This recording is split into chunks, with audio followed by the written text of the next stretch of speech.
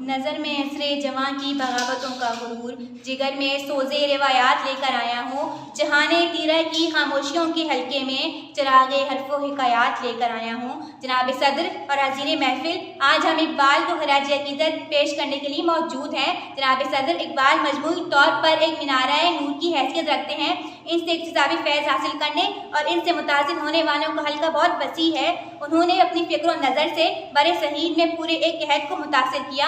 انہیں 20ویں صدی کا عہد افریز شاعر کہا جائے تو بے جان نہ ہوگا۔ میری نوائے پریشاں کو شاعری نہ سمجھ کہ میں ہوں محرم راز درون میں خانہ۔ جناب صدر، اقبال ہماری اردو شاعری کی وہ آواز ہیں جنہیں حکیم الامت، دانائے راز، مرد خودبین خودآگاہ اور مفکر ملت کی خطابات سے نوازا گیا۔ اقبال صرف شاعر نہیں تھے بلکہ قوم کی اصلاح بھی کرتے تھے۔ انہوں نے اسلام کا عالمگیر پیغام ملت اسلامیہ، اقوام مشرق اور تمام دنیا کو سنا دیا۔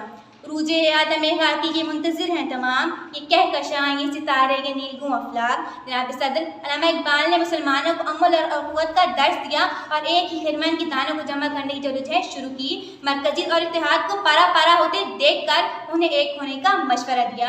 ایک ہو مسلم حرم کی پاسبانی کے لیے، نیل کے ساحل سے لے کر تابا خاکی کاشغر۔ جناب صدر، علامہ اقبال کی ساری شاعری میں قوم کے لیے تڑپ موجود ہے۔ ہر شعر ملت کی اصلاح کا پیغام دیتا ہے۔ کبھی وہ اسلاف کے کارنامے یاد دلا کر مسلمانوں کا لہو گرماتے ہیں تو کبھی افلاک پر کمر ڈالنے کو کہہ کر نوجوانان اسلام کو دعوت عمل دیتے ہیں۔ عقاب اور شاہین کی تمثیل سے نوجوانوں کو بلند خیالی اور بلند پروازی کا درس دیتے ہیں۔